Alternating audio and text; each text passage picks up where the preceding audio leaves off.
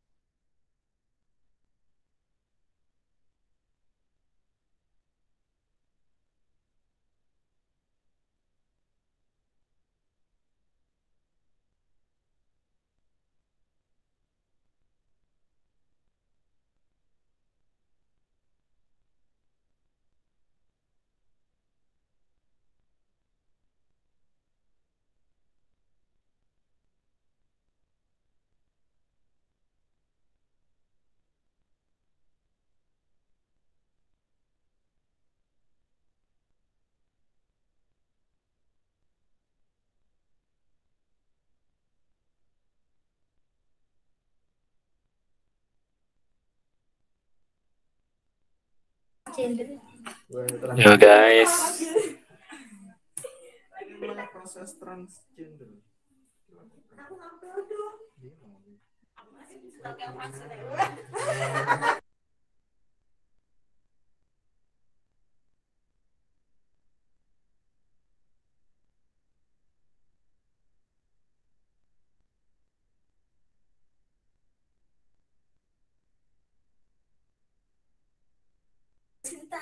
halo adiknya Irun.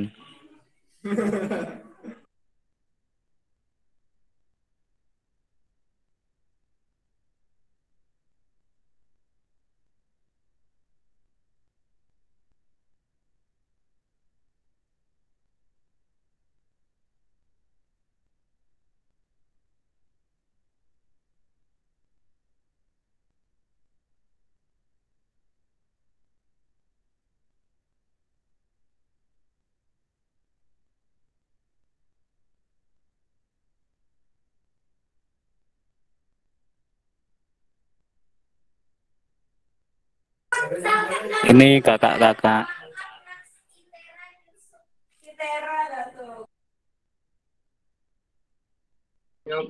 Salam kenal juga Naks Itera.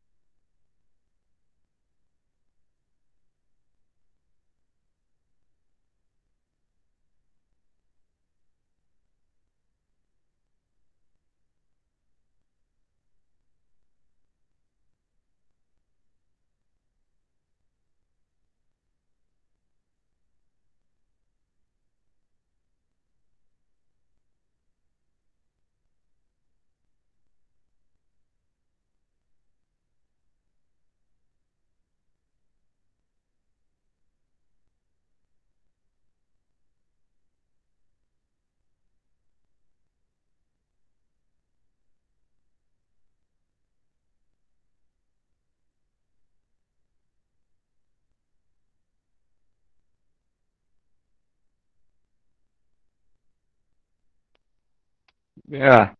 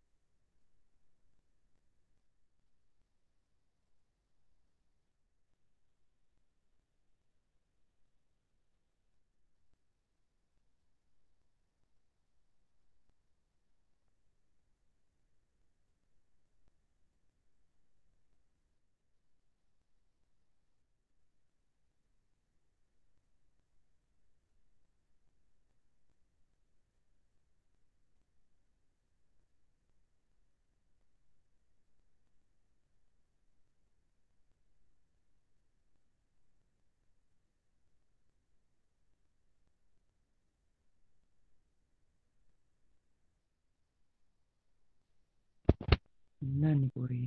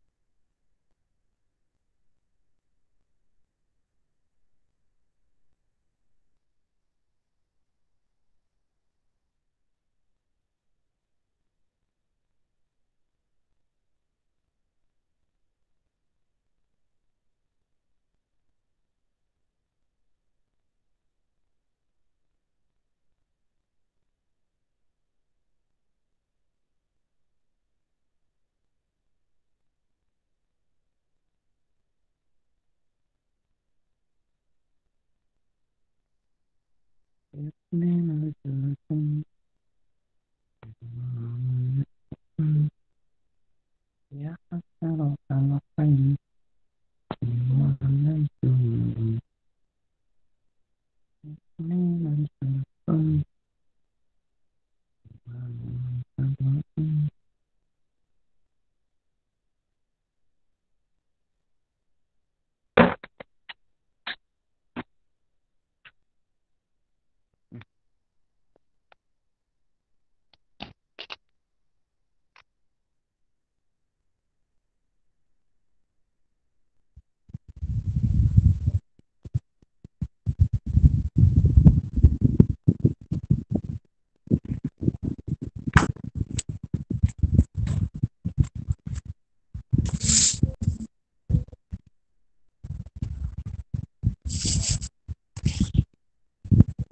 Duh, duh, duh, duh.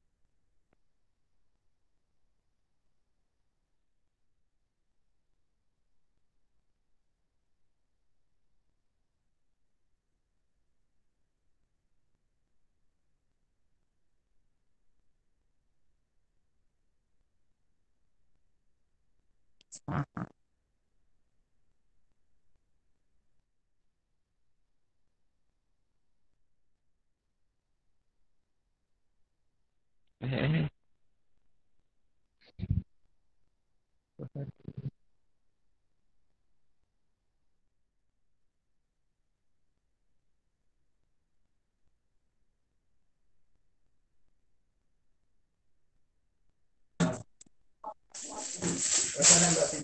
Assalamualaikum teman-teman. Waalaikumsalam. Waalaikumsalam. Waalaikumsalam. Wabarakatuh.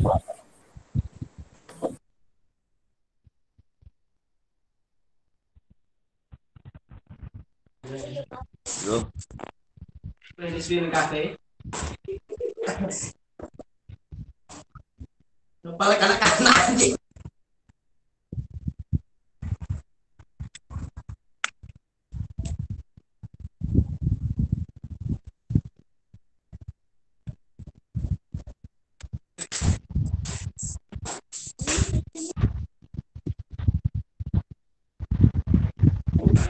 Diskusi segera dimulai ya teman-teman agar tidak kemalaman.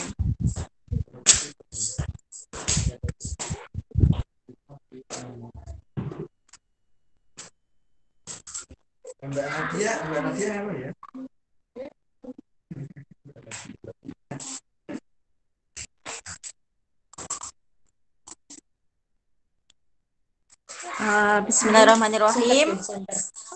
Untuk diskusi malam ini saya mulai dulu nggih. Assalamualaikum warahmatullahi wabarakatuh. Puji syukur kehadirat Allah Subhanahu wa taala yang telah melimpahkan nikmat dan karunia-Nya kepada kita semua sehingga kita pada malam hari ini dapat berkumpul meskipun melalui aplikasi Gimit nggih. Sholawat serta salam kita haturkan kepada baginda Nabi Agung Muhammad Shallallahu Alaihi Wasallam yang kita nantikan syafaatnya di yaumul akhir nanti. Pada malam hari ini kita melaksanakan diskusi online dengan tema peran pemuda dalam menanamkan kesetaraan gender di era milenial. Sebelum memasuki acara pada diskusi malam ini, kita dengarkan terlebih dahulu dua patah kata sambutan dari koordinator kelompok 139 AKN RDR yang ke-77 kepada Mas Naji. Assalamualaikum Mas Naji. Waalaikumsalam. Monggo, saya persilahkan untuk memberikan sambutan.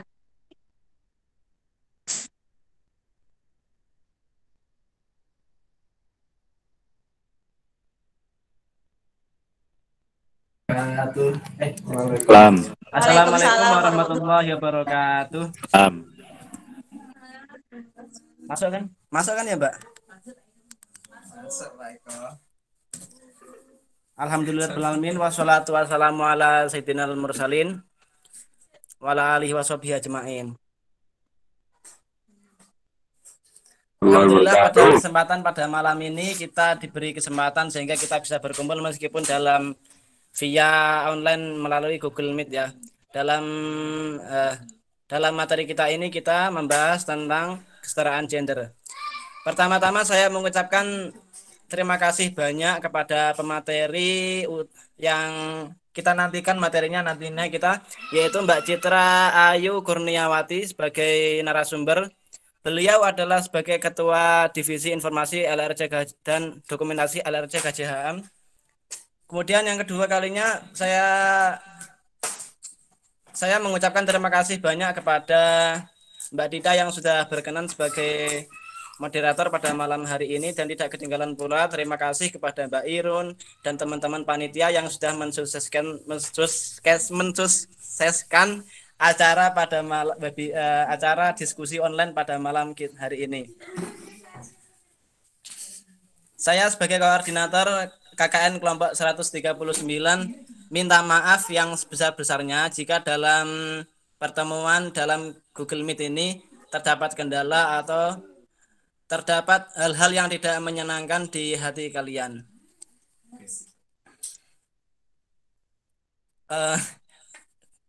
Mungkin itu dari saya ya. Saya kembalikan kepada moderator. Assalamualaikum warahmatullahi wabarakatuh.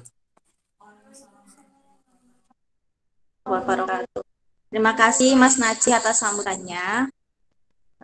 Akhirnya kita memasuki pada acara inti, yaitu diskusi online. Sebelum kita ke materi, saya akan membacakan sedikit latar belakang dari tema diskusi pada malam hari ini. Kesetaraan gender merupakan salah satu hak asasi kita sebagai manusia untuk hidup secara terhormat, bebas dari rasa ketakutan, dan bebas menentukan pilihan hidup tidak hanya diperuntukkan bagi para laki-laki saja. Perempuan pun mempunyai hak yang sama pada hakikatnya. Sayangnya, sampai saat ini, perempuan seringkali dianggap lemah dan menjadi sosok pelengkap. Terlebih lagi, adanya pola berpikir bahwa peran perempuan hanya sebatas bekerja di dapur, sumur, mengurus keluarga, anak, sehingga pada akhirnya hal di luar itu menjadi tidak penting. Seperti itu. Lantas, peran pemuda dalam menanamkan kesetaraan gender pada era milenial seperti ini. Nah, untuk 1 jam ke depan, kita akan mendiskusikan peran pemuda dalam menanamkan kesetaraan gender di era milenial bersama Kakak Citra. Sebelum masuk pada materi, saya akan membacakan terlebih dahulu CV dari beliau. Nama lengkap Citra Ayu Kurniawati, jenis kelamin perempuan, agama Islam, tempat tanggal lahir Semarang 21 Mei 1997. Riwayat pendidikan TK PGRI Semarang, SD Negeri Ngemplak Simongan Semarang, SMP Muhammadiyah 4 Semarang, SMK Negeri 8 Semarang, S1 Fakultas Hukum Unisbank Semarang. Untuk pengalaman pekerjaan, sekarang beliau bekerja di LRC KJHAM 2016 sampai sekarang. Beliau juga sebagai Ketua Divisi Informasi dan Dokumentasi LRC KJHAM. Kepada Kak Citra, monggo saya persilahkan Pak. Kak. Oke, terima kasih sebelumnya kepada Mbak Nadia. Assalamualaikum warahmatullahi wabarakatuh. Selamat malam semuanya. Terima kasih sebelumnya kepada teman-teman yang sudah melibatkan saya di dalam diskusi malam hari ini. Terima kasih juga kepada teman-teman yang sudah bersedia bergabung juga pada diskusi malam hari ini. Ini saya akan langsung share screen saja terkait dengan apa yang akan saya sampaikan malam ini.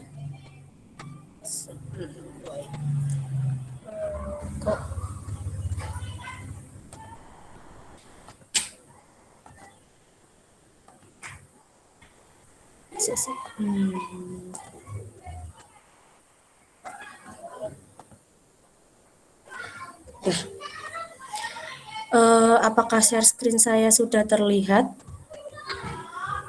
Sudah Kak. Oke, terima kasih banyak sebelumnya. Kemarin saya sudah diminta oleh panitia untuk menyampaikan terkait dengan peran pemuda dalam menanamkan kesetaraan gender di era milenial. Malam ini kita akan banyak berdiskusi saja, karena tadi sebenarnya sudah disampaikan juga oleh Mbak Nadia terkait dengan apa yang kita bahas pada malam hari ini.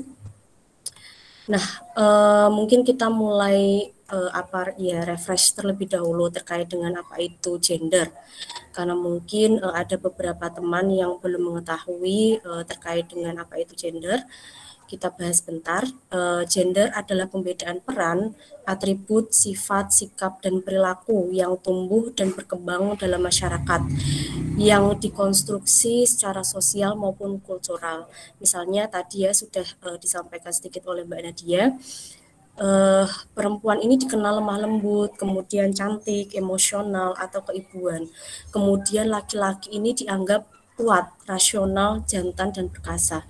Padahal ciri dan sifat itu sendiri merupakan sifat yang dapat dipertukarkan. Artinya ada laki-laki yang itu juga lemah lembut, cantik, emosional, ataupun keibuan. Ada juga perempuan yang itu kuat, yang mereka kuat, rasional, kemudian jantan dan perkasa. Ketika proses sosialisasi dan rekonstruksi tersebut berlangsung mapan dan lama, nah ini akan terjadi ketimpangan relasi kuasa berdasarkan gender. Misalkan kalau di kehidupan rumah tangga, suami ini biasanya atau laki-laki ini dianggap sebagai kepala keluarga. Nah, istri itu hanya sebagai ibu rumah tangga, tanpa memikirkan hak perempuan yang dia sebenarnya juga bisa bekerja, dia juga bisa mencari nafkah. Tetapi ketika tidak ada diskusi-diskusi di dalam rumah tangga ataupun bersosialisasi, maka akan terjadi ketimpangan gender ataupun diskriminasi terhadap perempuan. Padahal hal tersebut bisa dipertukarkan, perempuan bisa bekerja, laki-laki pun juga bisa bekerja. Laki-laki bisa mengurus rumah tangga, masak, kemudian istri pun juga istri bisa memasak, suami pun juga seharusnya bisa memasak, seperti itu. Sama halnya juga ketika kita di dunia pendidikan, misalkan kita mengikuti BEM, karena banyak sekali yang saya lihat begitu ya. Ketika di BEM itu ya kebanyakan laki-laki, dia sebagai ketua, kemudian sebagai koordinator. Nah, perempuan ini hanya dilibatkan ketika misalkan disuruh menjaga konsumsi misalkan, padahal laki-laki itu juga bisa menjaga konsumsi dan perempuan itu bisa kok jadi koordinator, seperti itu. Nah, pengertian kesetaraan gender sendiri itu memang merujuk kepada suatu keadaan yang setara antara laki-laki dan perempuan dalam pemenuhan hak dan kewajiban. Nah, haknya apa? itu teman-teman bisa melihat di dalam Deklarasi Universal Hak Asasi Manusia yang itu juga diratifikasi oleh Indonesia pada Undang-Undang Nomor 39 Tahun 99 tentang hak asasi manusia. Kemudian untuk spesifik terkait dengan hak-hak perempuan itu juga kita bisa lihat di CEDAW, penghapusan kekerasan terhadap perempuan, penghapusan segala bentuk diskriminasi terhadap perempuan. Nah, Indonesia juga meratifikasi CEDAW nomor 7 tahun 1984. Kemudian tadi ya, ketika ada ketimpangan gender, maka akan terjadi diskriminasi terhadap perempuan. Seperti halnya di CEDAW pasal 1, setiap pembedaan, pengucilan atau pembatasan yang dibuat atas dasar jenis kelamin yang mempunyai pengaruh atau tujuan untuk mengurangi atau menghapuskan pengakuan, penikmatan atau penggunaan hak-hak asasi manusia dan kebebasan-kebebasan pokok di bidang politik, ekonomi, sosial, budaya, sipil, atau apapun lainnya oleh kaum perempuan terlepas dari status perkawinan mereka atas dasar persamaan antara laki-laki dan perempuan. Nah, bentuk diskriminasinya seperti apa? Ya, jelas akan makin banyak kekerasan terhadap perempuan, baik itu kekerasan dalam pacaran, kemudian perkosaan, perbudakan seksual, kemudian pemaksaan perkawinan, dan lain sebagainya. Karena seperti halnya di LRCKJ HAM, ketika kita menerima pengaduan kekerasan berbasis gender, ternyata banyak yang korbannya adalah perempuan, dan mereka ini belum semuanya mendapatkan hak-haknya ketika mereka mendapatkan diskriminasi. Nah, kita juga ini ya banyak menerima pengaduan karena saat ini sedang pandemi COVID-19 dan semuanya serba online, banyak kasus-kasus kekerasan berbasis gender online yang ini semakin marak, dan proses untuk diproses secara hukum pun juga lumayan sulit seperti itu karena belum ada undang-undang yang mengatur secara khusus. Kemudian bentuk diskriminasi selanjutnya adalah beban ganda.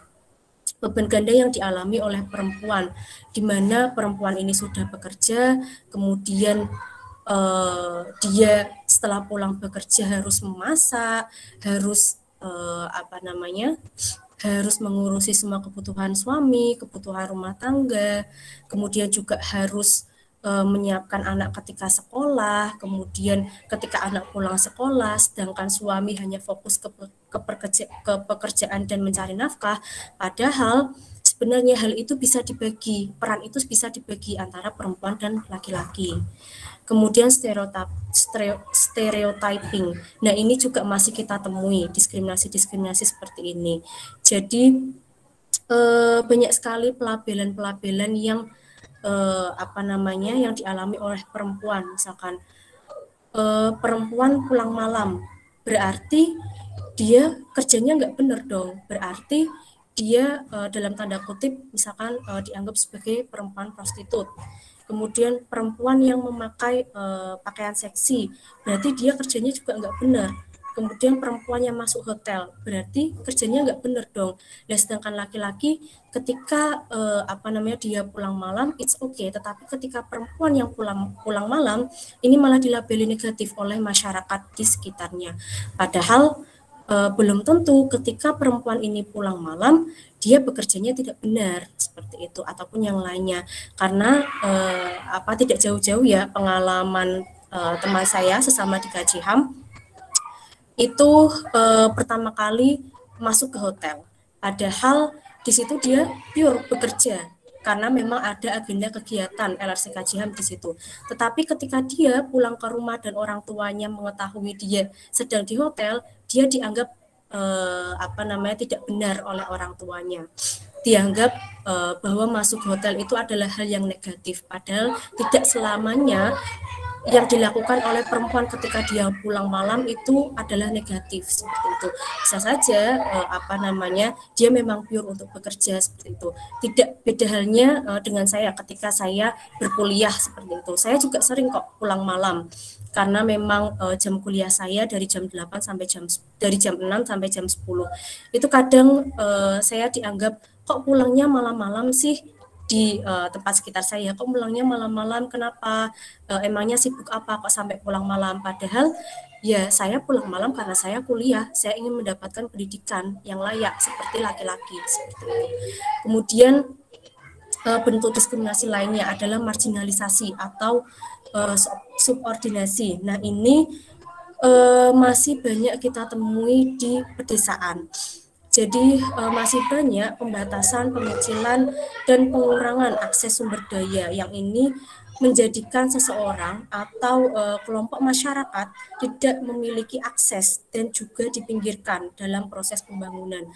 Nah, ini kita kebetulan KJHAM itu mempunyai komunitas di beberapa desa di kabupaten juga, di Kabupaten Grobogan, kemudian Kendal, yang ini memang akses informasinya sangat sulit.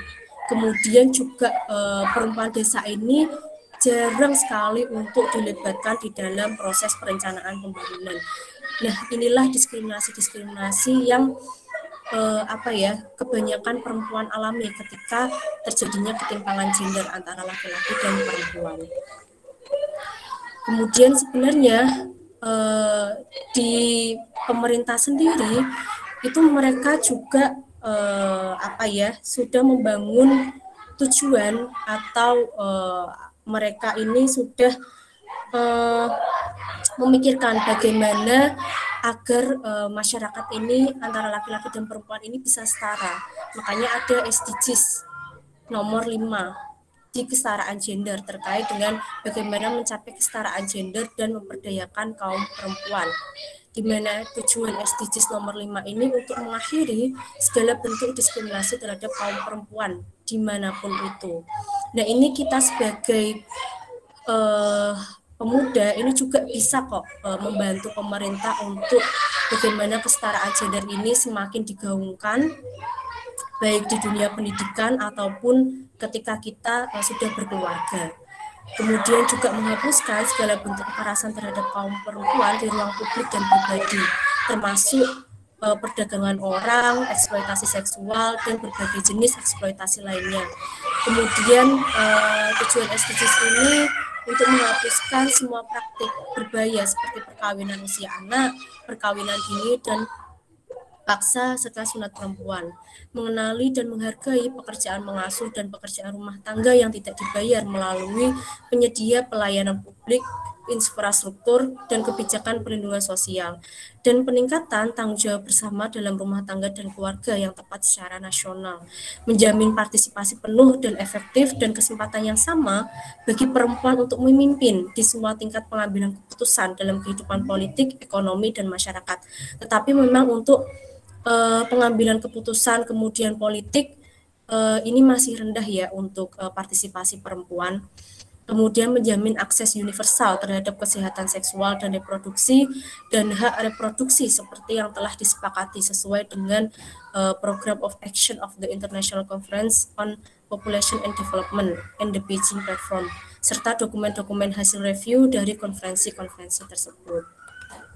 Kemudian tujuannya juga untuk melakukan reformasi, untuk memberi hak yang sama kepada perempuan terhadap sumber daya ekonomi, serta akses terhadap kepemilikan dan kontrol atas tanah dan bentuk kepemilikan lain, jasa keuangan, warisan, dan sumber daya alam, sesuai dengan hukum nasional. Meningkatkan penggunaan teknologi yang memampukan, khususnya teknologi informasi dan komunikasi untuk meningkatkan pemberdayaan perempuan, mengadopsi dan memperkuat kebijakan yang baik, dan perundang-undangan yang berlaku untuk peningkatan kesetaraan gender dan pemberdayaan kaum perempuan di semua tingkatan. Kemudian di SDGs tujuan nomor 4, ini juga ada memastikan pendidikan yang inklusif dan berkualitas setara, juga mendukung kesempatan belajar seumur hidup bagi semua, di mana tujuan tersebut memastikan bahwa semua anak perempuan dan laki-laki menyelesaikan pendidikan primer dan sekunder ini secara gratis, setara, dan berkualitas yang mengarah pada hasil belajar yang relevan dan efektif. Kemudian memastikan bahwa semua anak perempuan dan laki-laki mendapatkan akses terhadap pengembangan masa kanak-kanak secara dini yang berkualitas, juga pengasuhan dan pendidikan pradasar agar mereka siap untuk masuk ke pendidikan dasar. Kemudian memastikan akses yang setara bagi semua perempuan dan laki-laki terhadap pendidikan tinggi, teknis, dan kejuruan yang berkualitas dan terjangkau, termasuk universitas. Kemudian secara substansi meningkatkan jumlah remaja dan orang dewasa yang memiliki keahlian yang relevan, termasuk keahlian teknis dan kejuruan untuk mendapatkan pekerjaan yang layak dan wirausaha. Kemudian menghilangkan disparitas atau perbedaan gender dalam pendidikan dan memastikan akses yang setara terhadap semua tingkatan pendidikan dan training kejuruan bagi mereka yang rentan, termasuk yang memiliki disabilitas, masyarakat adat, dan anak-anak yang berada dalam situasi rentan. Nah, kemudian juga memastikan bahwa semua remaja dan sejumlah orang dewasa, baik laki-laki maupun perempuan, ini mencapai kemampuan baca tulis dan kemampuan berhitung. Memastikan bahwa mereka yang belajar mendapatkan pengetahuan dan keahlian yang dibutuhkan untuk mendukung pembangunan yang berkelanjutan, termasuk antara lain melalui pendidikan untuk pembangunan berkelanjutan dan gaya hidup yang berkelanjutan, hak asasi manusia, kesetaraan gender, mendukung budaya perdamaian dan anti kekerasan, kependudukan global, dan apresiasi terhadap keberagaman budaya dan kontribusi budaya kepada pembangunan keberlanjutan terhadap gender. Kemudian mutu fasilitas pendidikan yang sensitif terhadap gender, anak, dan disabilitas, dan menyediakan lingkungan belajar yang aman, tanpa kekerasan, inklusif, dan efektif bagi semua. Kemudian juga secara substansi ini memperbanyak jumlah beasiswa yang tersedia untuk negara-negara berkembang, khususnya negara kurang berkembang, negara berkembang, kepulauan kecil, dan negara-negara Afrika untuk masuk ke pendidikan tinggi, termasuk pelatihan kejuruan dan teknologi informasi dan komunikasi, teknik, program teknik, dan sains di negara-negara maju dan negara berkembang lainnya. Secara substansi, tujuannya juga meningkatkan penyediaan guru-guru yang berkualitas, termasuk melalui kerjasama internasional untuk pelatihan guru di negara-negara berkembang, khususnya negara kurang berkembang dan negara berkembang kepulauan kecil. Jadi memang sebenarnya negara ini juga sudah mempersiapkan bagaimana masyarakat kita ini, masyarakat di Indonesia bisa bisa setara. Jadi bisa sama-sama memiliki pendidikan baik ekonomi, sosial, dan budaya.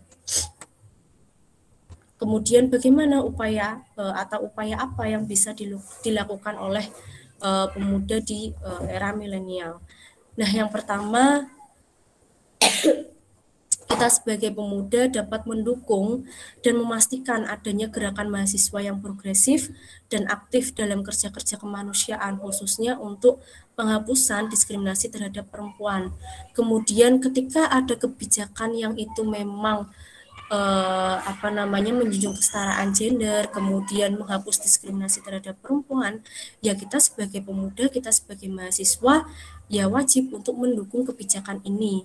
Kemudian mendukung program-program pendidikan yang itu memang mempromosikan penghapusan diskriminasi terhadap perempuan melalui kajian, publikasi, program pengabdian masyarakat, dan lain-lain, yang mungkin ini juga sudah dilakukan oleh teman-teman KKN ya di UIN.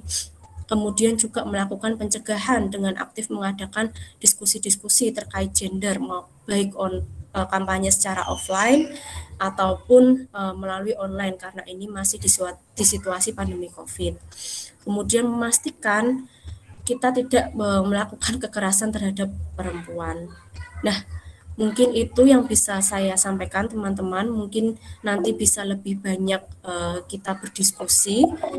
Jadi silakan teman-teman jika ingin sharing ataupun bertanya terkait dengan apa yang kita diskusikan pada malam hari ini. Saya kembalikan ke Mbak Nadia. Terima kasih Kak Citra atas pemaparan materinya.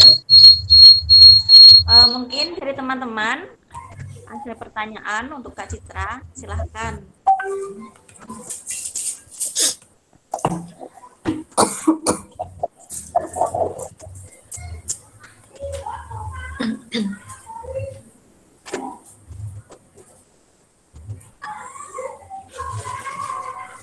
Kalau boleh tahu ini KKN angkatan tahun berapa, Dik? Ini angkatan 2018 Kak. Oh, 2018. Mantap. Iya. Angkatan maksudnya angkatan kuliahnya kan Kak? Iya, angkatan 2018. Oh, mantap sih udah bikin diskusi-diskusi kayak gini. Emang prokernya kayak gitu Kak kita. Udah itu ya Dek, udah ada program kerjanya berarti ya. Iya. Dari teman-teman monggo bertanya. Boleh Ada yang mau sharing nih. Ya. Ini kan Kak Citra juga bekerja di RSK Siham ya. Mungkin banyak mungkin tanya-tanya kasus atau apa boleh. Atau tanya caranya bisa masuk ke situ gimana juga boleh.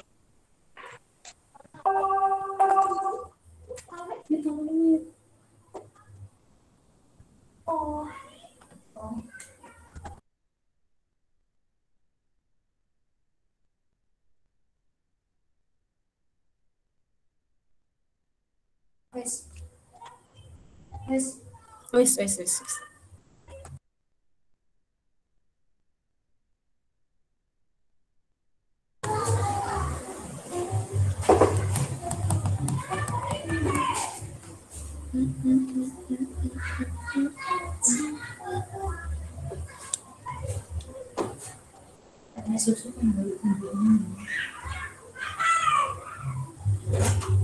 Silakan teman-teman.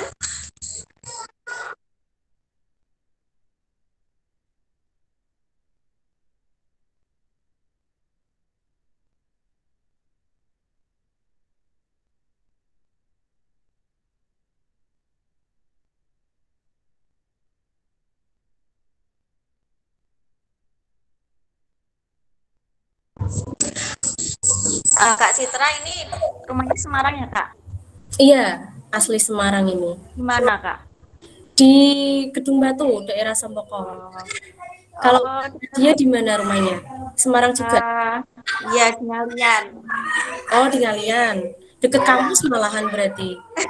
Deket kampus. Nanti boleh diskusi-diskusi sama Kak Citra. Boleh nanti datang aja ke kantor kalau mau diskusi. Iya. Kemarin juga itu ada beberapa teman-teman dari UIN juga yang datang ke kantor. Dari apa itu Kak? Organisasi atau apa? Kadang sih dari organisasi, dari apa namanya senat, ada juga yang itu dari teman-teman KKI juga. Ya nanti bolehlah main ke sana Kak. Boleh. Oh ini ada pertanyaan Kak. Halo Kak. Benar.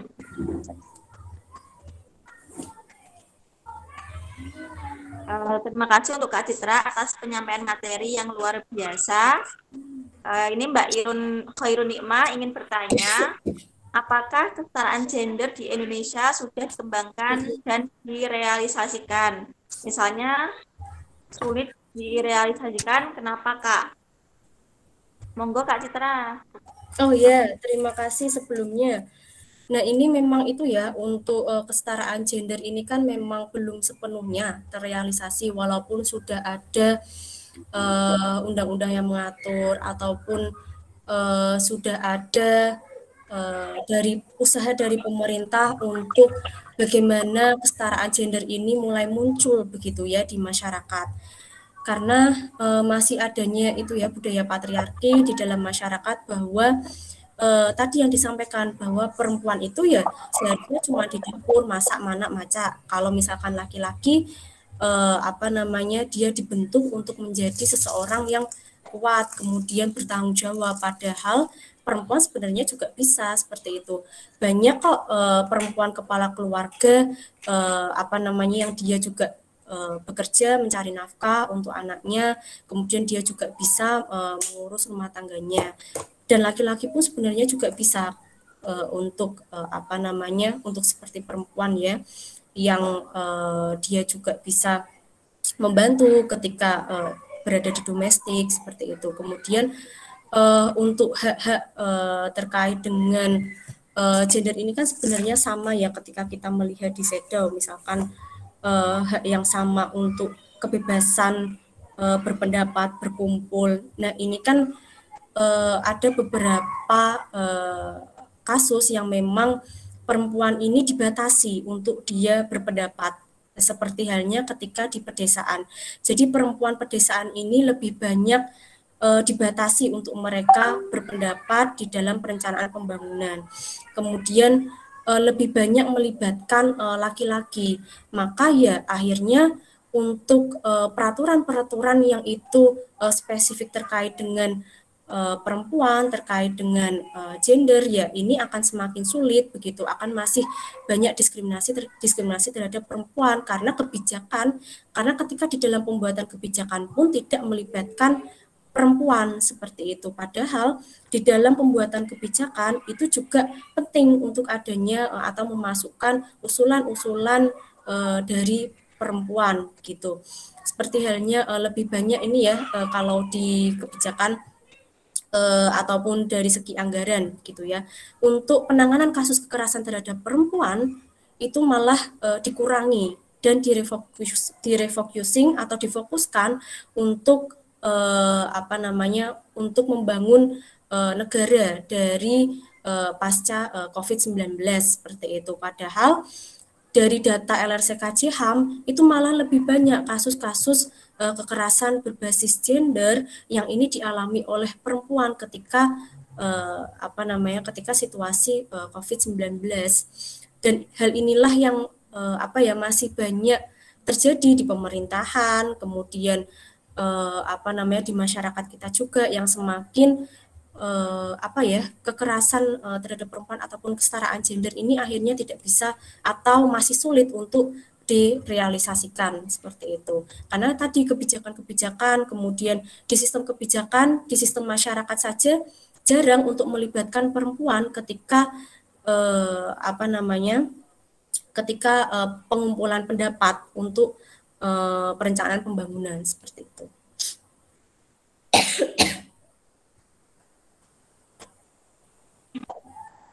Terima kasih atas jawabannya. Mungkin dari teman-teman ada yang ditanyakan lagi.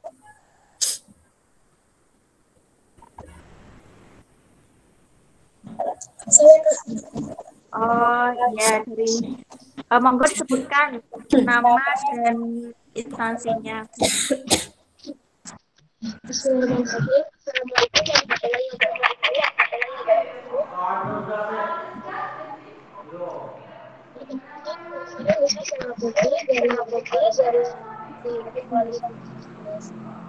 ingin tanya di dalam masyarakat ya masyarakat pedesaan itu misalnya di dalam masyarakat ada perempuan yang laki-laki itu misalnya saja ada orang beranggapan ngapain saja jadi ngapain sih jadi soalnya itu bahkan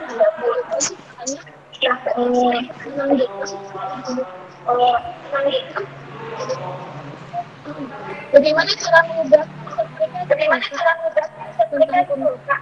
tentang pemikiran tersebut.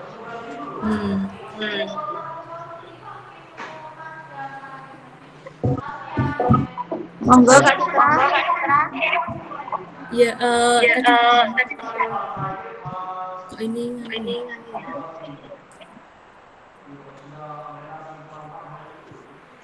Monggo Kak Citra, bisa langsung dijawab saja. Sebenarnya ini ya kurang disampaikan sama ini. Karena kok mantul ya sebenarnya Gimana Kak? Suaranya itu enggak jelas.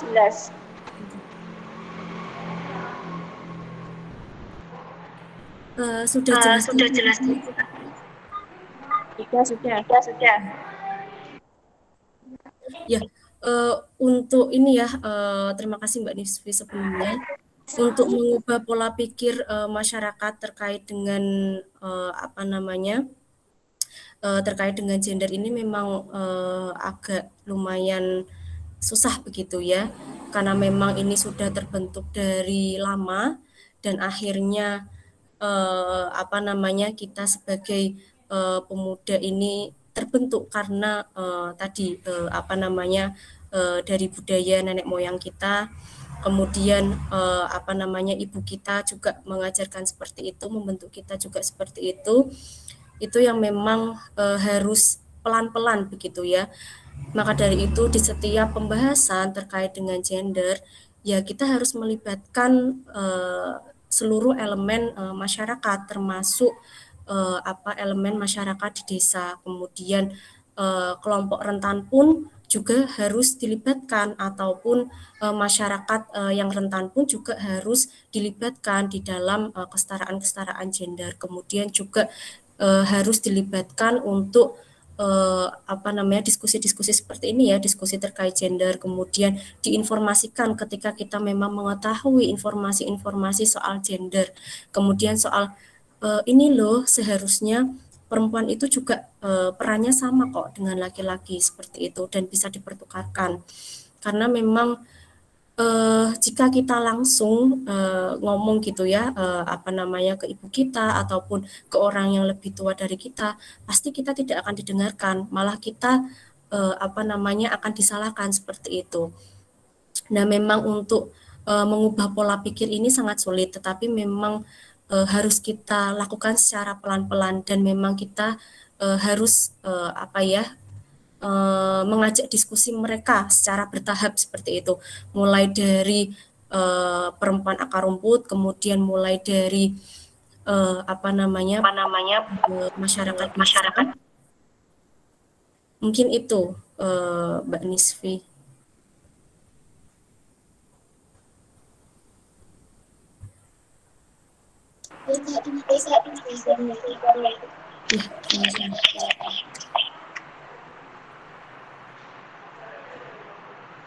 Mungkin dari teman-teman masih dibuka satu pertanyaan lagi.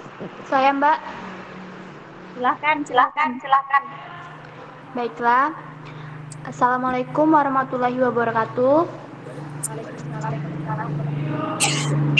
Perkenalkan, nama saya Ayu Yulia Musari dari IAIN Curug Provinsi Bengkulu.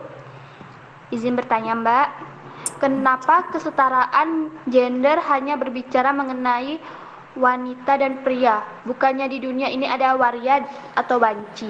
Apakah waria atau banci itu tidak ada kesetaraan gender sama seperti manusia normal yang ada?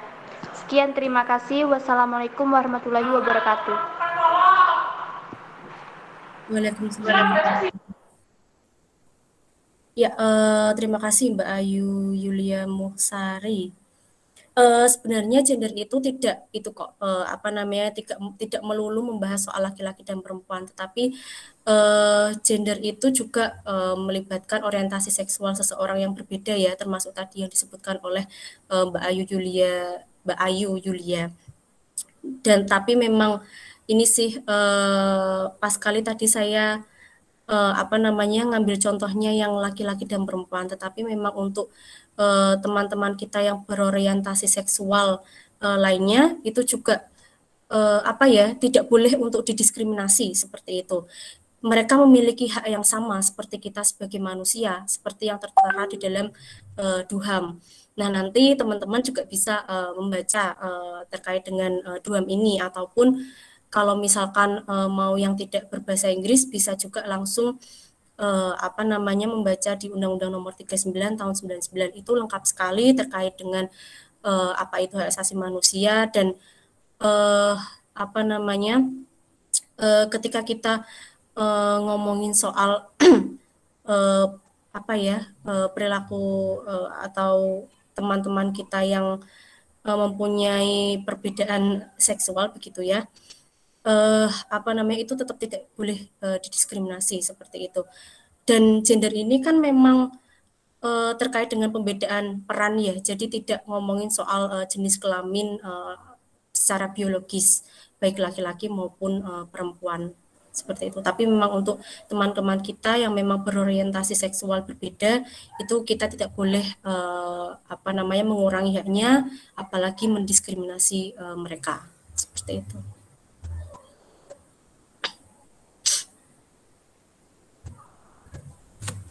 Oh iya Mbak.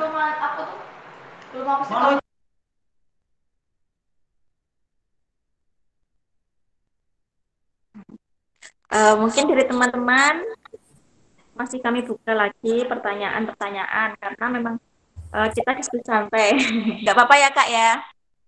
Iya, nggak apa-apa, Dek, santai.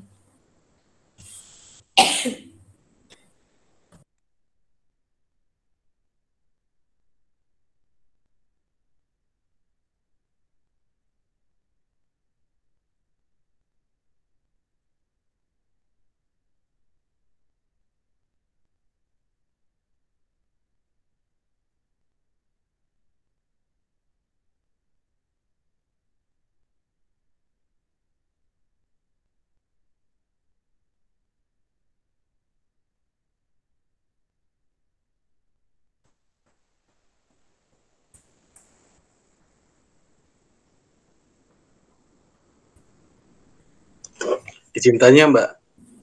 Silahkan. Oh iya, silakan. Mohon maaf ini ya, saya terlambat jadi nggak ngikutin diskusi.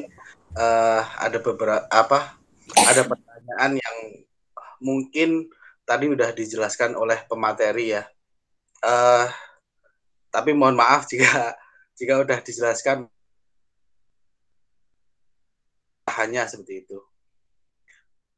Pertanyaan saya, apakah kesetaraan gender itu membuka peluang bagi tidak hanya kalau saya dengar tadi kan semacam kayak kalau di hak asasi manusia itu kan ada hak ekonomi, ada hak lingkungan hidup, ada hak politik, ada hak kesehatan dan lain sebagainya gitu. Tapi kalau di sini saya mau menanyakan tentang hak natural gitu Mbak. Jadi hak natural itu biasanya merupakan sesuatu yang menempel pada diri seseorang ketika dia lahir gitu. Dalam artian gini, kalau mamanya wanita itu kan biasanya hamil gitu Mbak. Di situ apakah dengan kesetaraan gender ini bisa nih yang laki-laki yang hamil aja deh, terus perempuannya yang jadi kepala rumah tangga aja deh, yang enggak dalam artian gimana ya, kesetaraan gender itu bisa merambah ke sesuatu hal yang sifatnya alamiah gitu loh Mbak. Mohon maaf kalau ini udah diterangkan ya Mbak. Terima kasih. Ya, langsung ku jawab ya Mas Joy Akbar. Terima kasih sebelumnya atas pertanyaannya. Itu menurut Mas Joy Akbar, kalau misalkan perempuan yang mempunyai kodrat hamil, kemudian misalkan laki-laki mempunyai penis, itu masuk ke dalam seks atau gender? Itu masuk ke jenis kelamin, Mbak. Ya. Nah, Mas, nah ini ya kadang yang kita juga harus membedakan terkait dengan jenis kelamin dan gender itu apa. Karena untuk yang bersifat kodrati itu pasti tidak bisa dipertukarkan. Tetapi ketika itu tidak bersifat kodrati, yang misal adalah itu sifat perempuan dan laki-laki, itu baru bisa dipertukarkan. Tetapi kalau misalkan soal jenis kelamin yang itu sudah diberikan oleh Allah ataupun Tuhan Yang Maha Esa, nah itu kan memang tidak dapat dipertukarkan sama sekali ya, kecuali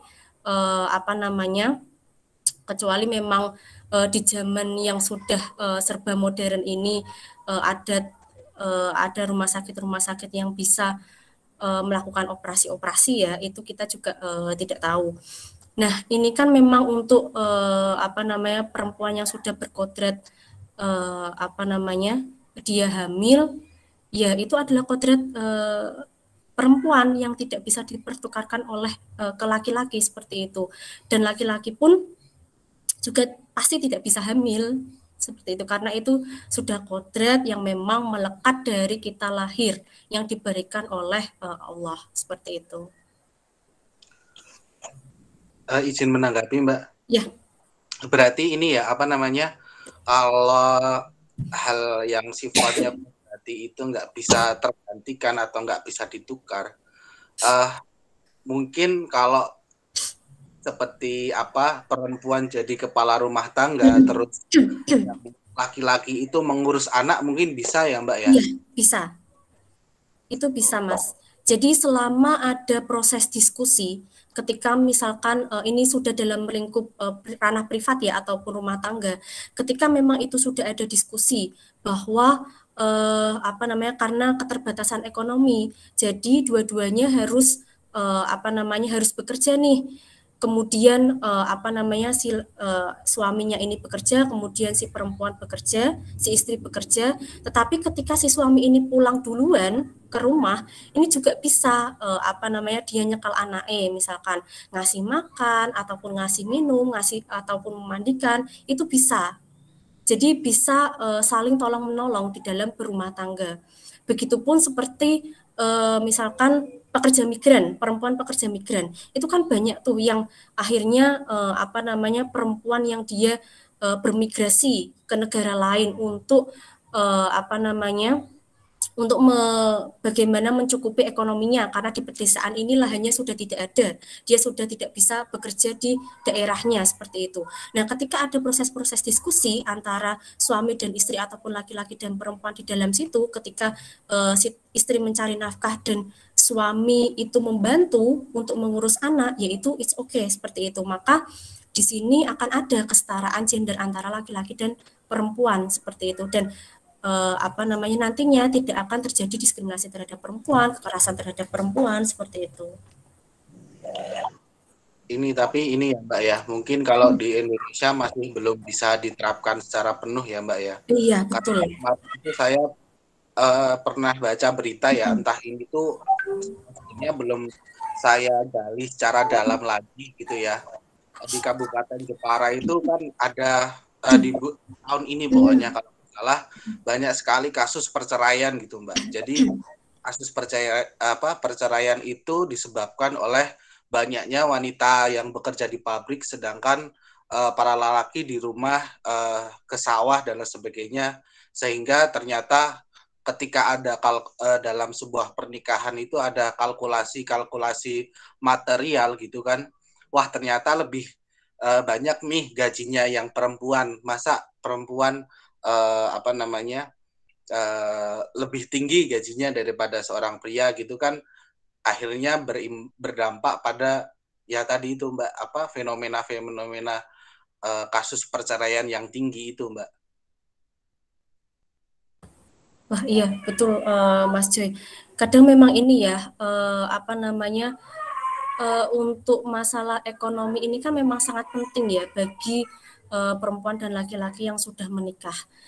Ketika memang ada salah satu pihak yang apa namanya, misalkan iri nih dengan salah satu pihak karena apa namanya, gajinya tinggi, kemudian apa namanya, dia karena efek pandemi COVID harus di PHK.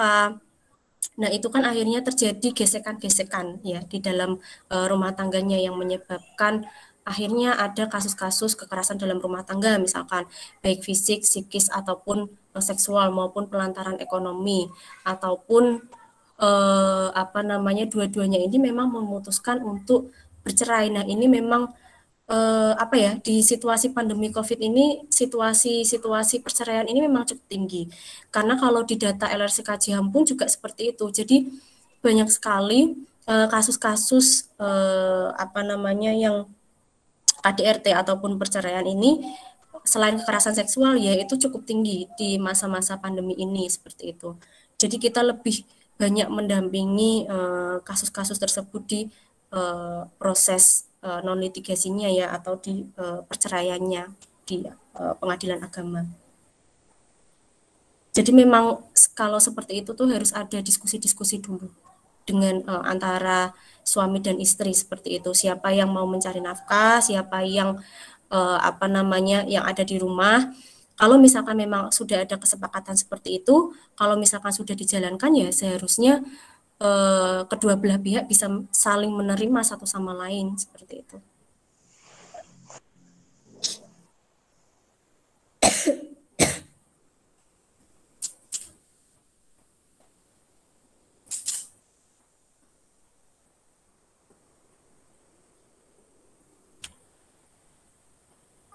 Terima kasih Kak Citra atas jawabannya.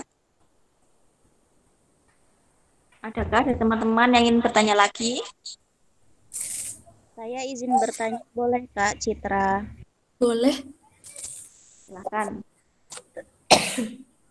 Tapi ini diskusi ya Kak. Jadi santai gitu. Santuy. Sebelumnya biar lebih akrab ini ya, aku perkenalan. Jadi nama aku Siti Nur Hasanah, bisa dipanggil Nana. Jadi pertanyaannya, menurut kakak nih, pendapat kakak gimana tentang cuitan atau ini sempat trending Twitter sih waktu awal masuknya atau gencar-gencarnya kesetaraan gender. Di situ aku baca sebuah tweet di Twitter, intinya kan sekarang Indonesia lagi menyerap budaya kesetaraan gender. Nah, terus kenapa kok masih berasumsi bahwa menikah itu hanya lelaki yang harus mapan, sedangkan cewek enggak. Nah, apalagi kesetaraan gender ini lebih menuju ke sebuah karir yang mana kasarannya cewek ini boleh berkarir gitu. Nah, kenapa ketika kita mau menikah lebih dipojokkan si cowoknya ini harus mapan kayak gitu. Jadi yang kedua, ada juga yang berpendapat bahwa justru kesetaraan gender itu berakibat pada wanita ini lebih terobsesi untuk karir, yang berdampak pada kalau cewek udah terobsesi karir, dia memilih untuk wifehood atau child free. Nah, menurut kita mana nih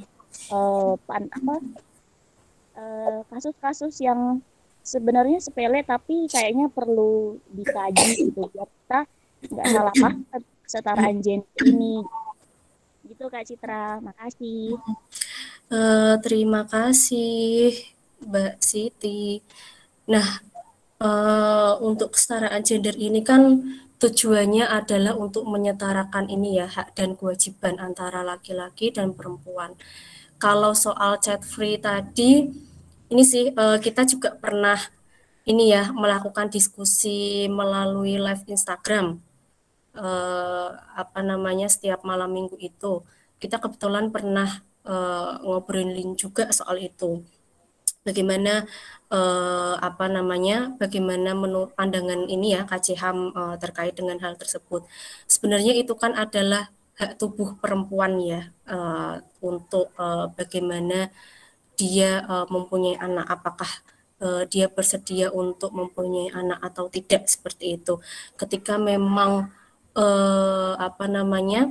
keputusan itu sudah didiskusikan dengan pasangan dan pasangan merasa it's okay ya, jadi tidak ada masalah seperti itu. Kalau misalkan kita hanya menyalahkan perempuan, nggak adil dong.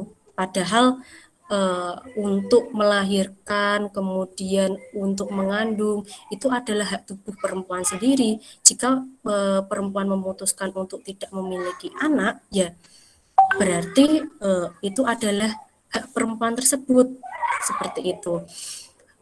Kemudian untuk ini ya, ketika kita mau menikah, kita diharuskan memiliki misalkan jenjang pekerjaan yang lebih tinggi, seperti itu. Itu sebenarnya karena memang ini ya, ibu bapak kita aja selalu mengajarkan atau selalu menanamkan bahwa ketika kita menikah ya jangan hanya gondeli laki-laki aja. Jadi kita juga harus memiliki pekerjaan, kemudian memiliki memiliki pekerjaan, kemudian memiliki gaji yang tetap, entah itu mau sedikit, entah itu mau banyak. Untuk apa? Agar nantinya ke depan ketika memang suami ini tidak bisa mencari nafkah lagi, ya kita sebagai seorang istri ya, kita sebagai seorang perempuan ya bisa membantu pasangan kita untuk mencari nafkah, seperti itu. Tidak langsung ketika suami tidak bisa mencari nafkah ataupun laki-laki tidak bisa mencari nafkah, kita tinggalkan begitu saja, itu tidak. Jadi bisa saling bisa saling begitu ya, bisa saling menghargai satu sama lain begitu antara laki-laki dan perempuan, karena memang kita sudah dibentuk seperti itu ya oleh orang tua kita. Jadi kalaupun kita memiliki pekerjaan yang lebih mapan dari laki-laki ya sebenarnya enggak apa-apa seperti itu, karena memang ini adalah hak kita begitu untuk mempunyai pekerjaan yang sama dengan laki-laki. Seperti itu. Seperti itu Mbak Siti. Terima kasih Kak Citra. Sama-sama.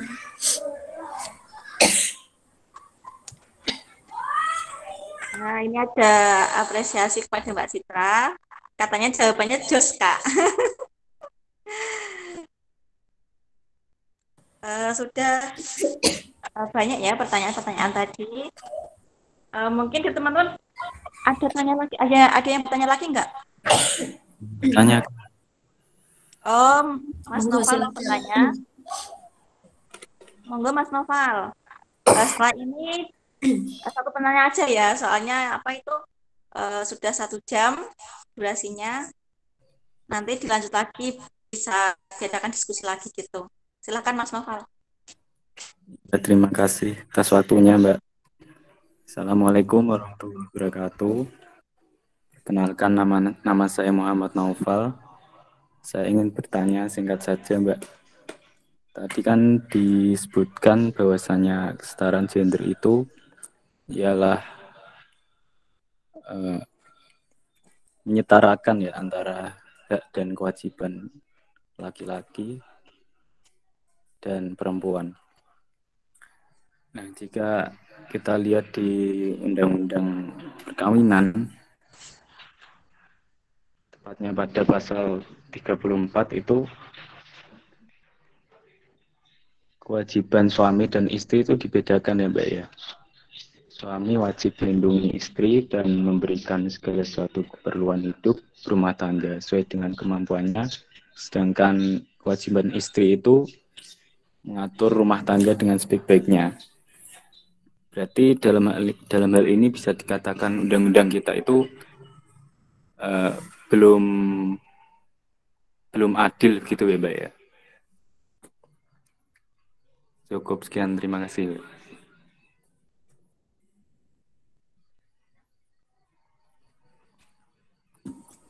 Ya, terima kasih Mas Naval. Wah, mantap sekali ya, sudah baca Undang-Undang Perkawinan ternyata. Ya, nah itulah kebijakan yang ada di Indonesia ya, karena memang tidak semuanya kebijakan itu pro terhadap gender ataupun sudah memikirkan soal bagaimana kesetaraan gender, padahal di realitanya tidak semuanya suami itu bisa mencari nafkah seperti itu. Misalkan ketika suami kecelakaan, terus akhirnya dia harus hanya berbaring di rumah. Apakah istri hanya diam saja, tidak membantu, kemudian tidak mencari nafkah? Nah, inilah yang perlu kita perhatikan juga ya, karena karena konsep kesetaraan itu kan hak antara laki-laki dan perempuan itu ya setara. Kalau misalkan suami bisa mencari nafkah, ya perempuan juga bisa seperti itu. Sama halnya di Undang-Undang Perkawinan. Kalau misalkan di situ sudah diatur suami harus mencari nafkah sedangkan istri di domestik, tetapi ketika suami tidak bisa mencari nafkah, ya mau tidak mau kan istri harus membantu seperti itu. Jadi kita tidak harus melulu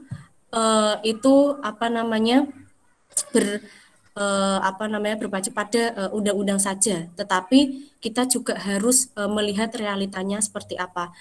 Karena sebenarnya banyak kok undang-undang yang itu ternyata mendiskriminasi perempuan. Misalkan di Undang-Undang Perkawinan tadi yang Mas Naval sebutkan, kemudian juga di KUHP sebenarnya banyak undang-undang ataupun peraturan yang dibuat oleh pemerintah itu malah mendiskriminasi perempuan, tidak menyetarakan antara perempuan dan laki-laki, padahal pemerintah itu sudah melakukan berbagai upaya ya untuk kesetaraan gender atau kesetaraan atau keadilan gender ini bisa terus digaungkan di Indonesia seperti itu.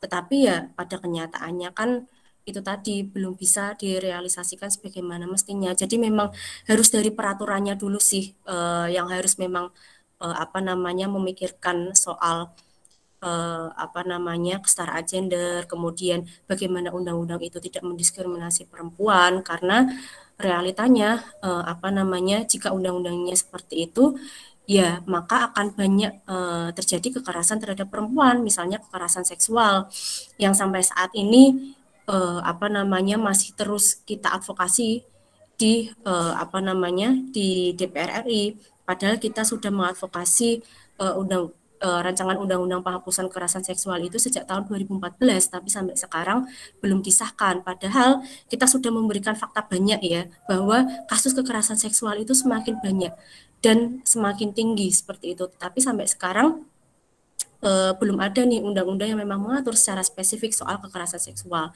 Sama dengan undang-undang perkawinan tadi, ketika memang undang-undang itu mendiskriminasi perempuan, ya harus kita advokasi bersama agar peraturan itu tidak mendiskriminasi perempuan, karena realitanya perempuan juga bisa kok berperan mencari nafkah seperti laki-laki. Seperti itu Mas Naval.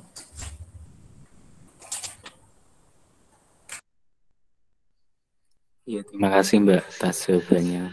Mantap sekali. Mantap sekali pertanyaan-pertanyaannya, dan pertanyaannya Kak Citra sangat jelas sekali. Kak, saya pribadi ingin bertanya ya Kak ya, satu kali. Kan ketika seorang perempuan sudah berumah tangga, tapi ternyata seorang suami itu melarang untuk bekerja. Menurut Kak Citra itu bagaimana sebagai seorang istri gitu Kak? Ya, kalau misalkan sebagai seorang istri memang ini ya harus menghormati keputusan suami. Tetapi kita lihat lagi dari proses diskusi yang kita lakukan bersama suami, apakah secara ekonomi itu mencukupi atau tidak. Karena ketika kita sudah berkeluarga, otomatis tidak hanya ekonomi antara istri dan suami saja, tetapi ketika kita punya anak, pendidikan anak nanti itu seperti apa? Ketika ekonomi saja itu tidak mencukupi untuk makan sehari-hari. Nah, inilah yang kita harus selalu diskusikan ya. Maka inilah yang tadi saya sampaikan, pentingnya untuk berdiskusi ketika kita sudah berumah tangga. Kalaupun tidak bisa serta-merta kita diskusikan pada waktu itu langsung suami mengizinkan, ya it's okay seperti itu, tidak apa-apa kita menghormati keputusan suami terlebih dahulu. Tetapi ketika lama-kelamaan keputusan suami ini bisa kita anggap salah, karena ketika dua-duanya ini tidak mencari nafkah, malah keterbutuhan ekonomi kita semakin tinggi, ya kita harus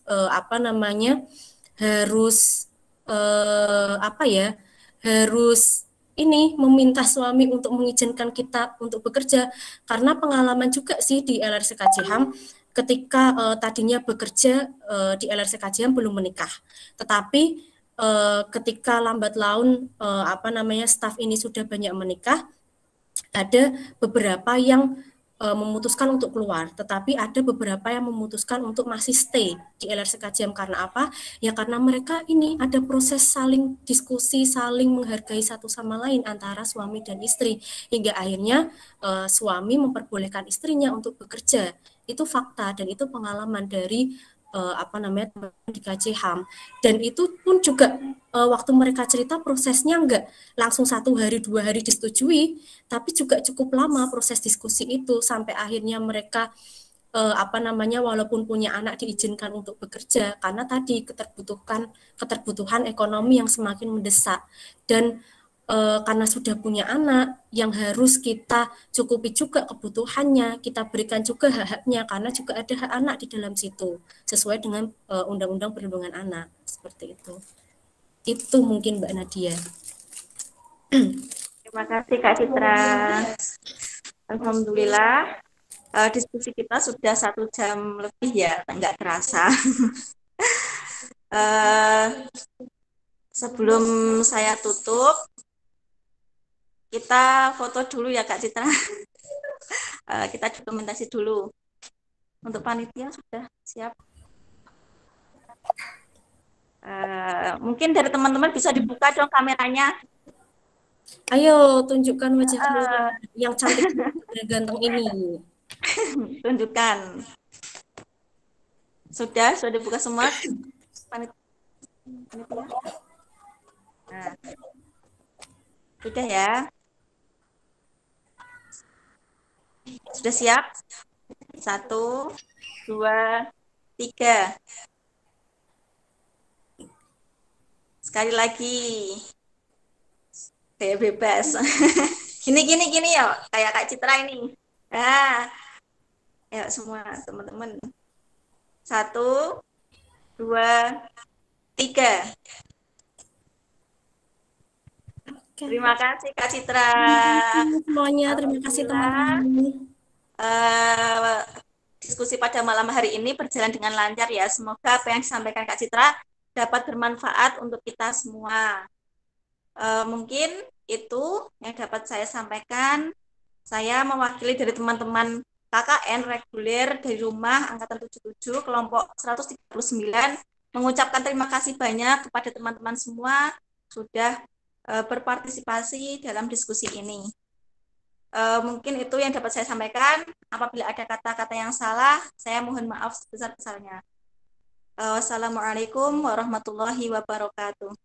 Waalaikumsalam warahmatullahi wabarakatuh. Terima kasih. Terima kasih semuanya. Terima kasih. Assalamualaikum warahmatullahi wabarakatuh.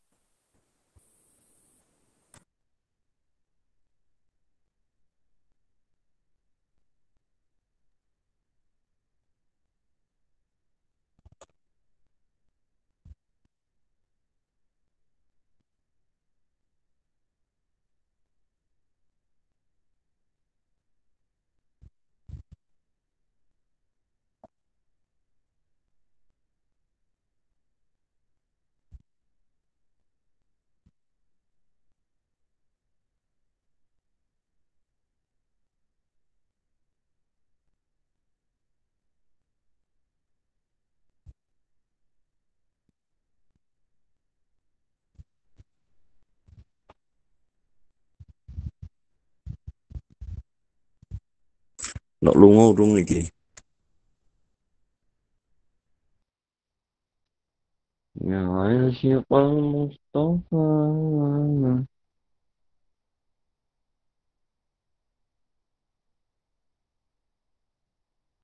Ambas sirwina